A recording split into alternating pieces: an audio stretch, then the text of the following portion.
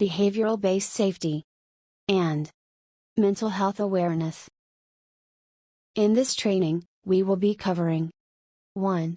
Behavioral-based safety such as organization safety culture, human behavior and attitude, behavior-based safety principles, behavior-based safety approach, human performance principles, consequence and intervention, stop work authority. 2. Mental health awareness such as what is mental health? What does good mental health look like? Types of mental health problems.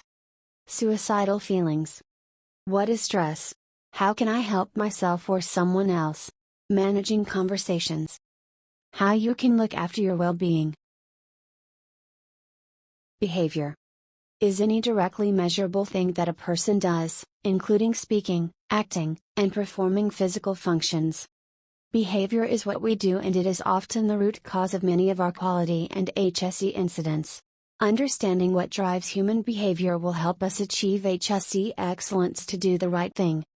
Behavioral-based safety is intended to focus a worker's attention on their own and their peers' daily behavior in order to create a safer workplace. The video shows negative safety culture in one company or organization. Your company's processing plant, and safety seems to be looking good from where you stand. As you walk around the site, checking on the various works, you notice people wearing PPE, procedures are being followed, and teams discussing safety during pre-start meetings. From the outside, it looks like working safely is a priority around here, but your data tells you something very different. At the weekly safety meeting this morning, the ongoing high incident rate remains a cause for concern. Something isn't adding up, and you need to figure out why. Daryl works in the processing plant. He is working with his crew when he looks up and notices two leaders approaching from the main office. This can only mean one thing: they are about to conduct a safety observation. He subtly reaches for his two-way radio. "Ducks on the pond," he says into the radio. I repeat, "Ducks on the pond." Daryl looks around the worksite and sees a flurry of activity. Everyone is quickly putting on their gloves, addressing any obvious hazards, and ensuring they are following the correct procedures. Ducks on the pond is the known code for leader approaching, and everyone knows exactly what they need to do when they hear it across the two-way. With a work culture like this, there's no wonder the data doesn't match the observed behaviour. The challenge from here is to create a culture where people choose to do their work the safe and correct way because they want to, not because they have to. We call this private compliance. A culture where employees see the benefit in doing things the right and safe way, even when no one is watching. Achieving private compliance is key to unlocking a positive safety culture.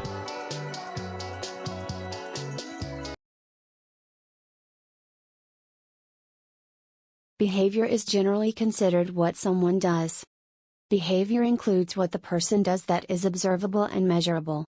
It is what we see or hear, such as personnel sitting down, standing up, speaking, whispering, yelling, or writing.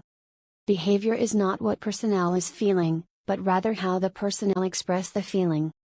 The word measurable implies that something can be observed and or counted in some manner. Behaviors such as walking up the stairs unassisted, asking a friend to play, and pretending that a block is a phone are observable, and therefore measurable. In the workplace, behavior management is about encouraging people to align their behavior with the organization's values and ethics. This can involve tackling bad behavior, such as bullying, and taking a stand on issues such as accepting gifts from suppliers. But it also means paying attention to little things, like keeping desks clean and making sure that meetings start on time.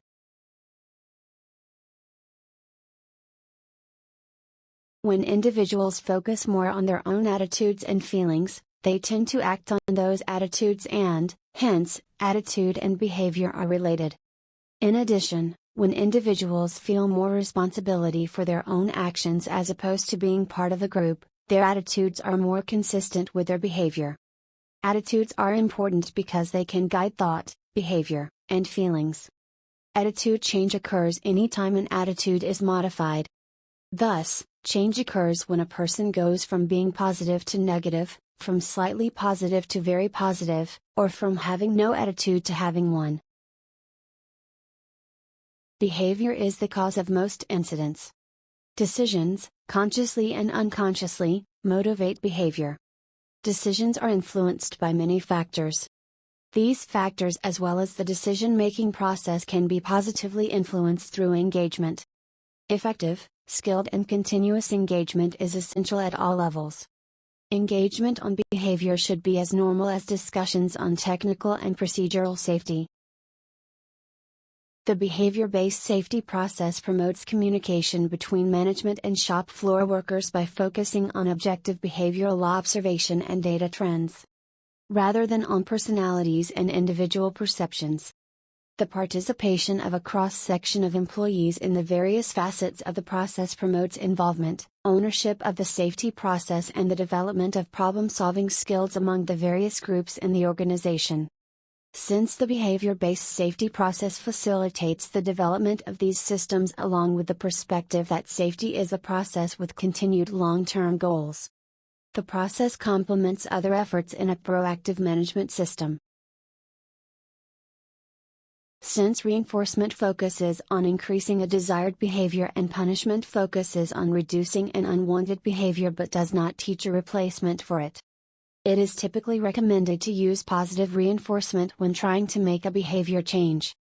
It should be noted that research shows that positive consequences are more powerful than negative consequences for improving behavior. The goal of positive reinforcement is to encourage positive behaviors by giving incentive, for example, whereas negative reinforcement seeks to encourage positive behavior by removing a negative condition. To create conditions that encourage people to collaborate because they want to, not because they have to. Collaboration is about a group of different individuals working for the same goal. Your or our job is to steer it in the way we want it to go and at the same time provide the right conditions and acknowledgement for our team members. There is no room for ego, micromanaging, and looking down on others. Mistakes can and will happen, and our goal is to try, give our best and learn from them. If you or we haven't so far, now is the time to pay more attention to collaboration within each other. Because after all, two, or multiple, heads are better than one to keep the job more efficient and safer. Reinforcement theory proposes that you can change someone's behavior by using reinforcement, punishment, and extinction. Rewards are used to reinforce the behavior you want, and punishments are used to prevent the behavior you do not want. Extinction is a means to stop someone from performing a learned behavior. An example of punishment might be demoting an employee who does not meet performance goals or suspending an employee without pay for violating work rules. Extinction is similar to punishment in that its purpose is to reduce unwanted behavior.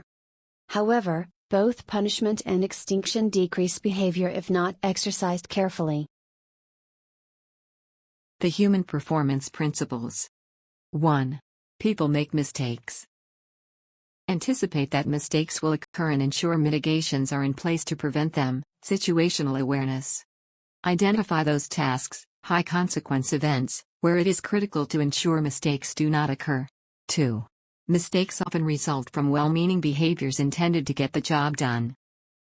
You are empowered to stop the job when conditions change or when a deviation occurs. Safety leadership. Work only tasks you have been trained on and is in the area of your responsibility. 3. Underlying conditions often contribute to error-prone situations. Identify and mitigate conditions that can potentially lead to a mistake or injury. Ensure safeguards, barriers, guards, tagouts, etc., are in place before executing critical tasks. 4. Understanding how and why mistakes occur can help us prevent them. Learn from incident sharing and update JSAs to avoid reoccurrence at your site. Communicate openly about near misses and incidents so learnings are captured for future jobs. 5. We can predict and then prevent or manage most error-prone situations. Use tools, JSA, LMRA, Step Back 5x5, etc., to identify, manage error-prone situations. Procedural compliance. Ensure additional controls are in place when high-potential events are identified. 6. Leaders' response to mistakes directly impacts the culture of both learning and accountability. Provide and receive interventions in a positive manner to develop a healthy safety culture. Actively caring, have the courage to intervene. Speak up when in doubt of the risk of an operation. 7. Team members work together to create an engaged, collaborative team. Actively encourage all to participate during safety meetings, learn from each other's experiences. Together we are smarter, stronger, and safer. Intervention for using Stop Work Authority. Intervention is the key for Stop Work Authority. What is intervention? A conversation between at least two people. Should relate to a safe or unsafe act. Learning opportunity. Includes open questions and active listening. Focuses on what could go wrong in a scenario. Agrees on immediate action. Focuses on rectifying behavior. Why do we want everybody to intervene? 1. We need to care for each other, save lives and prevent injuries, therefore creating a safe working environment. 2. Failure to intervene is considered an unsafe act. 3. Whenever someone intervenes, there is only one correct answer. Thank you. Please remember to intervene in a positive and professional manner. Use a phrase such as, I am using my Stop Work Authority because this does not look safe. Remember, you are empowered to stop the job when the condition changes or when a deviation occurs. Have the courage to intervene in a positive manner. Together, we smarter, stronger and safer.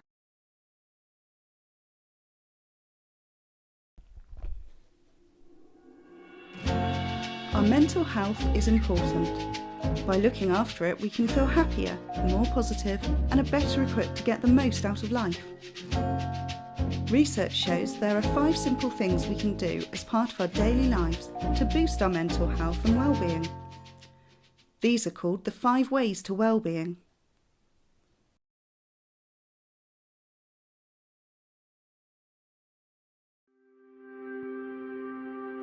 Connect. Connect with those around you, with family, friends, colleagues and neighbours. Look to spend meaningful time with people each day.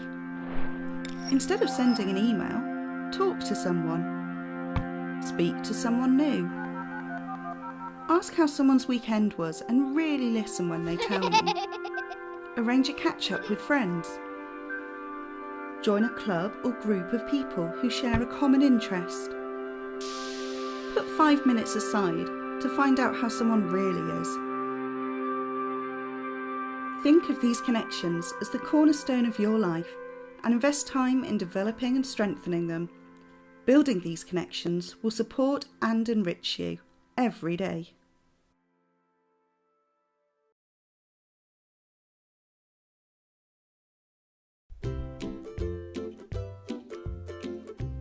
Be active. Look for ways to be active every day. Go for a walk or a run. Step outside. Stretch. Cycle. Play a game. Do some gardening. Dance. Most importantly, discover a physical activity you enjoy and that suits your level of mobility and fitness. Being active every day causes changes in our brain, which can positively affect our mood. Exercising makes you feel good.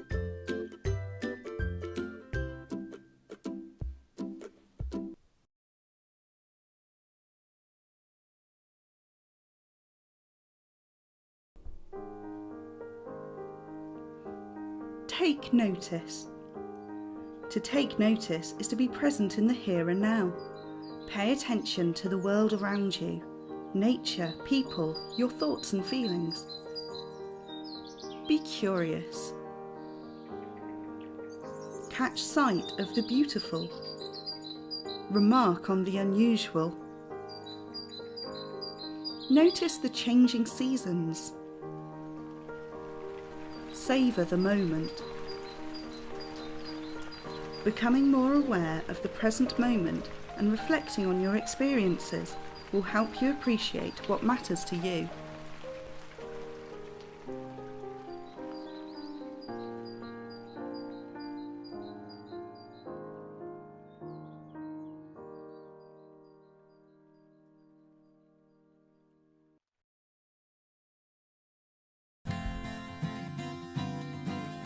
Keep learning. Keep learning is about learning new skills and information about topics that interest us. We can keep learning by trying something new, rediscovering an old interest, signing up for a course, fixing a bike, taking on a new responsibility at work, learning to play a musical instrument, trying a new recipe. Set a challenge you enjoy achieving. Learning can make you more confident and boost your self-esteem. It can also be fun.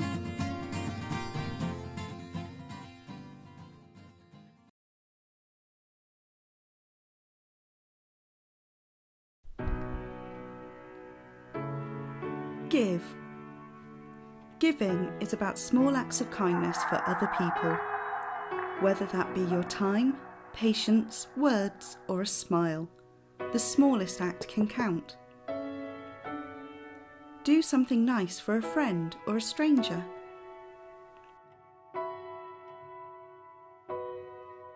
Thank someone. Smile.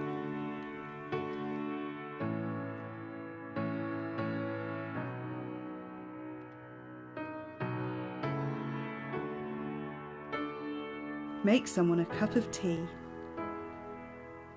Sign up for volunteering. Donate to charity. Offer to help someone with a project.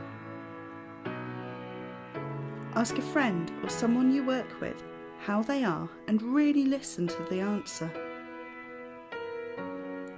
Giving back to others can create positive feelings and help us feel more satisfied with life.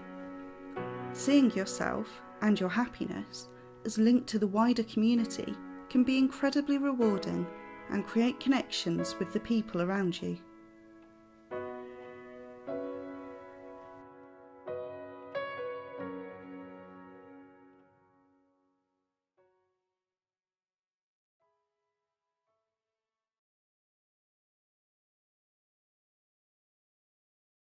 Good mental health means being generally able to think, feel and react in the ways that you need and want to live your life. But if you go through a period of poor mental health, you might find the ways you are frequently thinking, feeling or reacting become difficult, or even impossible, to cope with. This can feel just as bad as a physical illness, or even worse. Mental health. Mental well-being describes your mental state, how you are feeling and how well you can cope with day-to-day life. Our mental well-being is dynamic. It can change from moment to moment, day to day, month to month or year to year. What does good mental health look like? If you have good mental well-being, you are able to recognize the good in yourself, such as your positive attributes and achievements you have made. Feel and express a range of emotions. Feel engaged with the world around you. Live and work productively. Cope with the stresses of daily life and manage times of change and uncertainty. Mental health continuum. Mentally well. Mentally unwell. We all have mental health. Some of us have mental health problems. Types of mental health problems: anxiety, depression, eating problems, schizophrenia, phobias, obsessive-compulsive disorder, bipolar disorder, personality disorders, PTSD. Suicidal feelings can range from being preoccupied by abstract thoughts about ending your life, or feeling that people would be better off without you, to thinking about methods of suicide, or making clear plans to take your own life. If you are feeling suicidal, you might be scared or confused by these feelings. But you are not alone. Many people think about suicide at some point in their lifetime.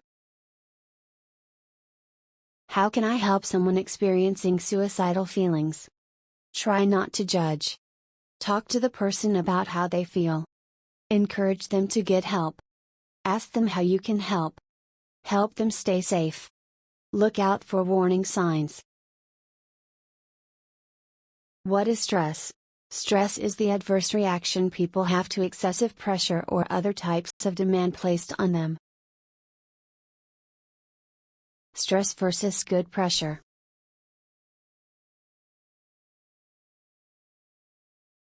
What are mental health problems? Mental health problems can affect any of us irrespective of age, personality or background. They include a wide range of experiences and can affect the way people think, feel or behave. They can appear as a result of experiences in both our personal and working lives, or they can come about without any easily identifiable cause. Some problems may be mild or moderate, while others may take on a more severe form, affecting a person's ability to cope with day-to-day living. Psychosis. Psychosis is when you perceive or interpret reality in a very different way from people around you. Can take the form of hallucinations, delusions, disorganized thinking and speech. How can I help myself or someone else? It's through self-care, treatment options, recovery, peer support,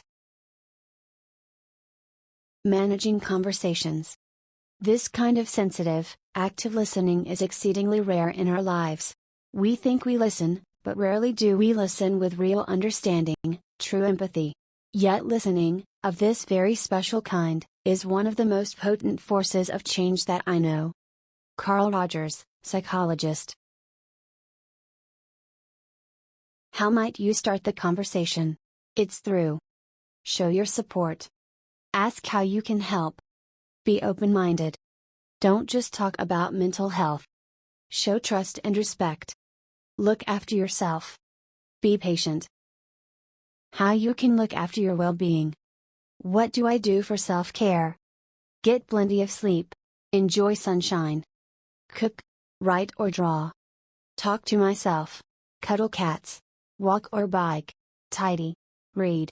Read about people whose lives are more complicated. Garden.